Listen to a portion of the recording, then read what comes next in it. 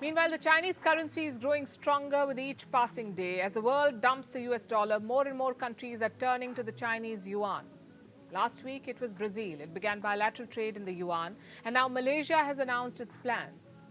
Malaysia wants to set up an Asian monetary fund. Malaysia's Prime Minister is Anwar Ibrahim.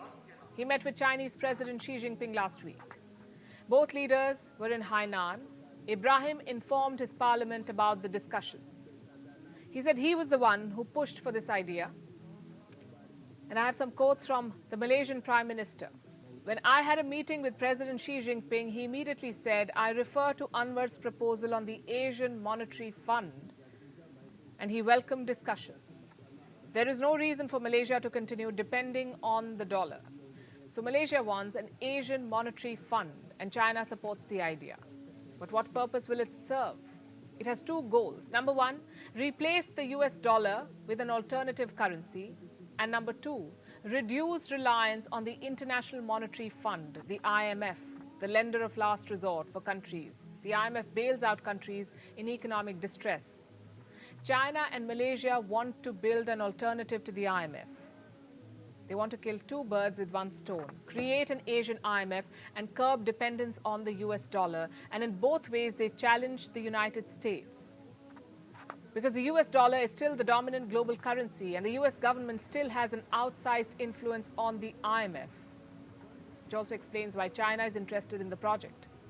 Although it's not really a new idea, it was first proposed by Japan back in the 1990s. This was during the Asian financial crisis. Asian economies were under considerable stress then. There was a series of currency devaluations. It began with Thailand. It spread to Malaysia, the Philippines, Indonesia, even South Korea, which was this close to a government default. The IMF bailed them out, but it also imposed very tough conditions. There was a lot of discontent among Asian nations. They thought some of the IMF's demands were unfair, and that's when the idea of an Asian monetary fund was born. It was supposed to be a counter to the IMF, an institution to help Asian countries overcome financial challenges. But the idea never really took off. The proposal led to disagreements between Japan and the US. The US pushed back hard against the idea. No prizes for guessing why.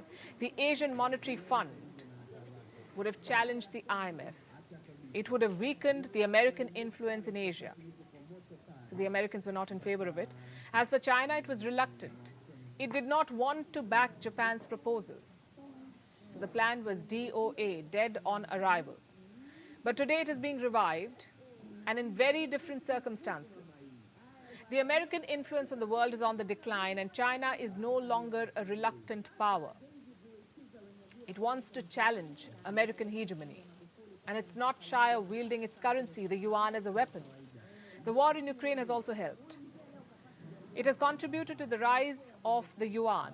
In Russia, for instance, the Chinese currency has already replaced the dollar. The yuan is now the most traded currency in Russia.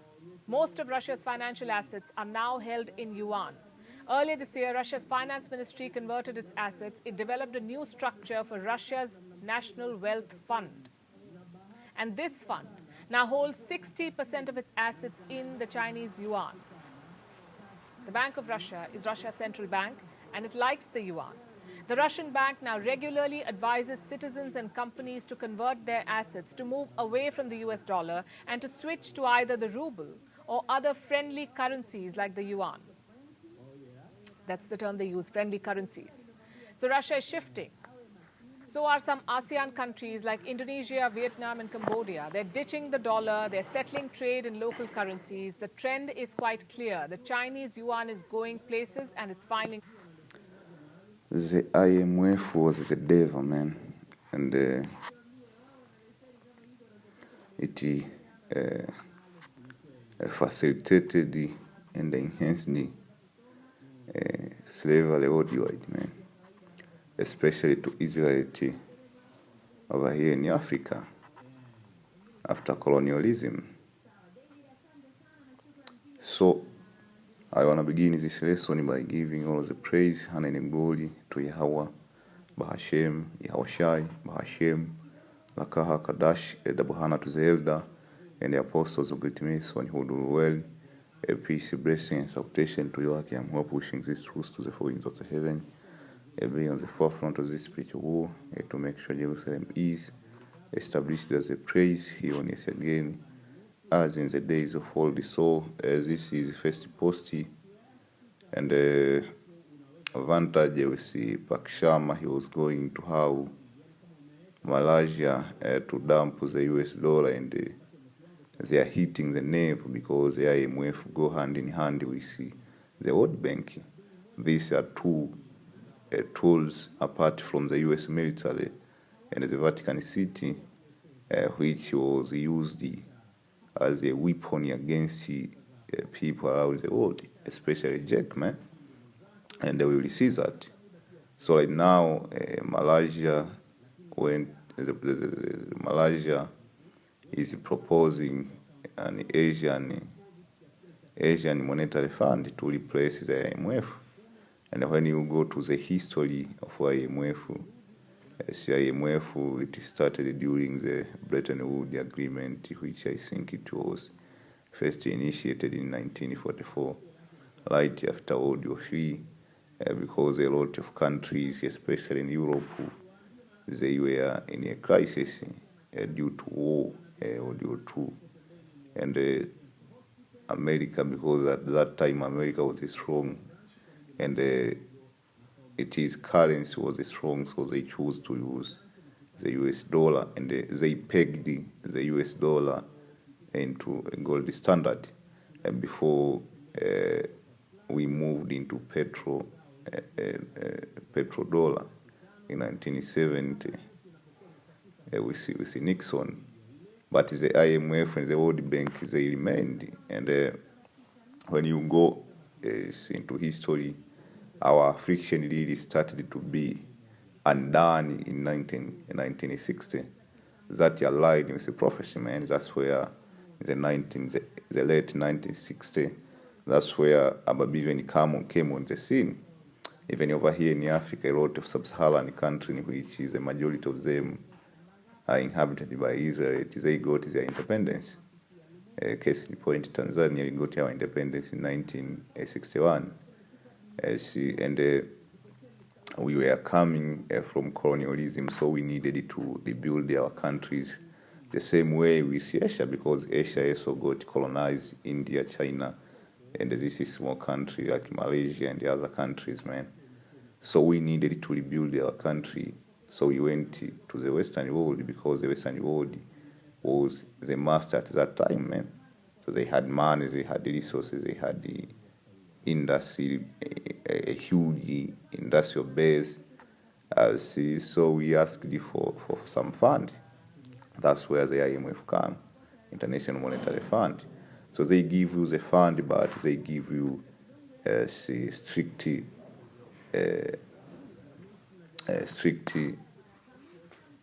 ways to adhere or to follow. They impose their will on your country. So when we shout that we got independent, man, we fell right back to what we call colonialism. So we came from colonialism, Salakia, and we fell into neo-colonialism. And that was a very sinister way to enslave the people all around the world, using the IMF. For the IMF is the devil, man. See, the IMF, the World Bank is the devil. You see, and another thing was the pharmaceutical industry. Isa was going around the world to create these different viruses, man. And he brings the cure. He brings the cure. And the cure, how do you buy the cure? You go and borrow money from the IMF to buy, or you receive some grant, you receive a loan, your grant from the World Bank or whatever, man. That's how you get the cure, or the VC, so to speak. So that's how things went by, man.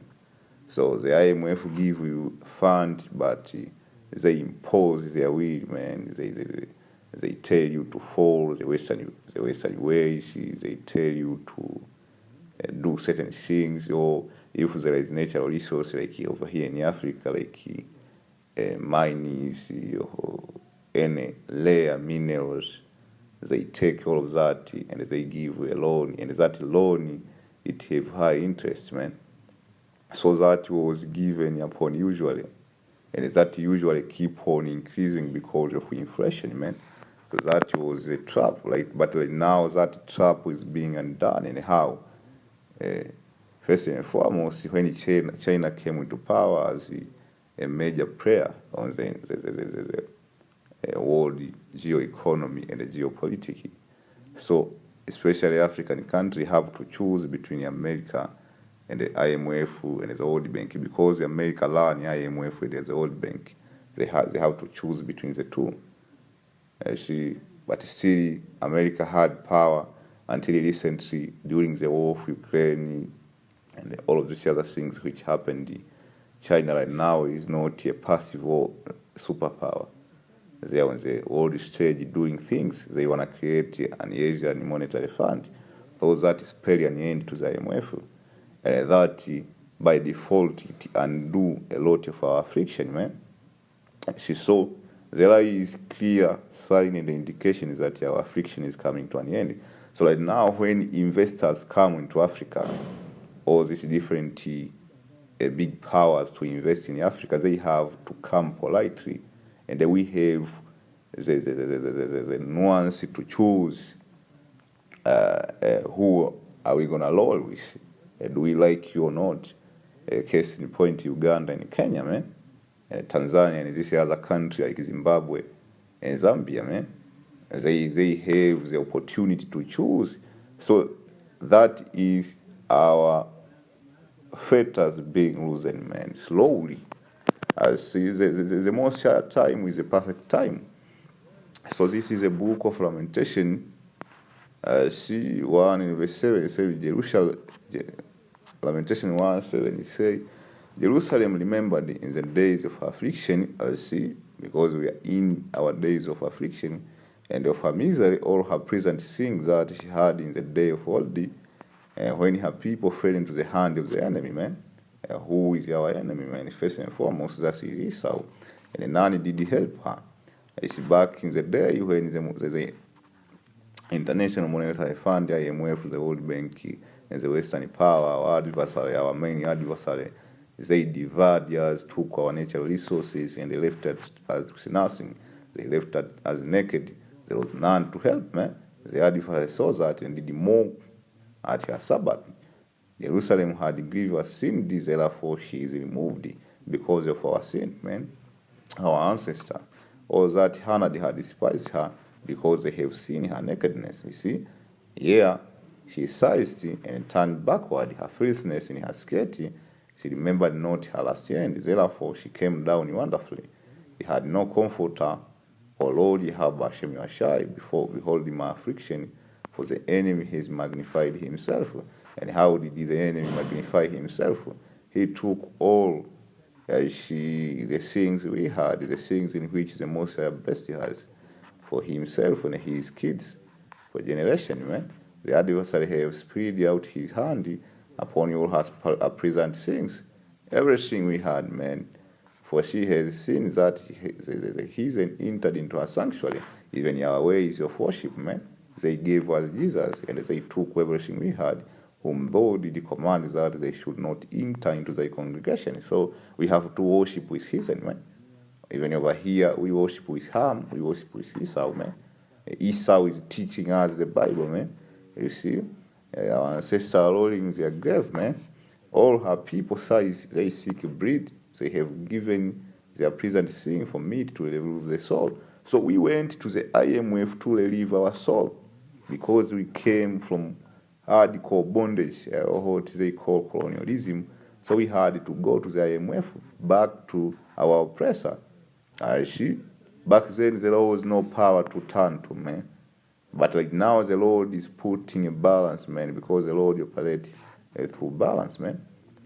And this unjust weight and unjust healing ain't gonna go forever, man.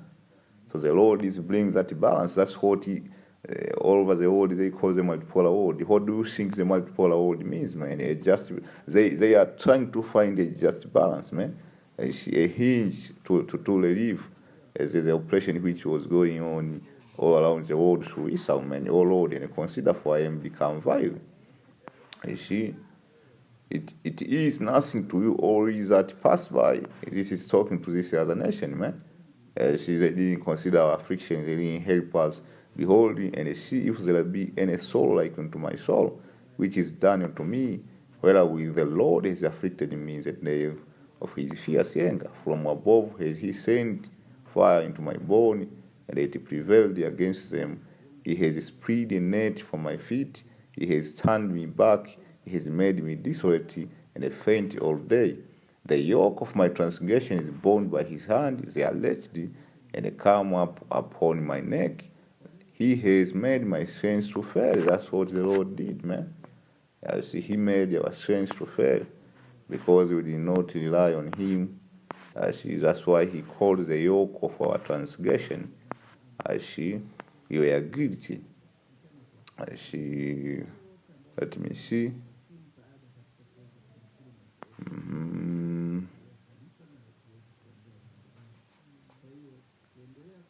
So this is Isaiah 52, and I started verse 1. It says, awake, awake, put on thy strength, your Zion, put on thy beautiful garment, your Jerusalem. That's what's going to true wisdom, knowledge, and understanding. So our affliction being undone, it go hand in hand with this knowledge coming back to us. They go hand in hand. The whole sheet, for henceforth there shall no more come into thee, the uncircumcised, and the unclean. Shake thyself from the dust, the confusion in which we were. Arise and sit down, O Jerusalem. Loose thyself from the band of thy neck. That was going to our affliction, O captive daughter of Zion. For thus says the Lord, ye have sold yourself for naught, and you shall be redeemed without money. You see, without money at all. Without money. You see, for thus says the Lord, my people went down for a time into Egypt to sojourn there, and the Assyrian oppressed them without cause. That is synonymous to America. Now, therefore, what have I there said? The Lord, that my people is taken away for naught. They that rule over them makes them to whole, says the Lord, and my name continual every day is blasphemy. Therefore, my people shall know my name. You see, that's a card right there to IUIC and the GOCC. Therefore, they shall know in that day that I am he that does speak. Behold, it is I. You see? So that's what was it, man. That was it. So the IMF is being undone, the World Bank, the petrodollar, and everything, man, the tools in which Esau used to oppress us. So all his power structures coming down, crumbling, and they shall all praise Yahweh Hashem Rashai, Baha Hashem Rakak Kadash, the power of Abraham, Isaac, and Jacob, who will redeem us soon. I hope you brothers were edified. On to the next.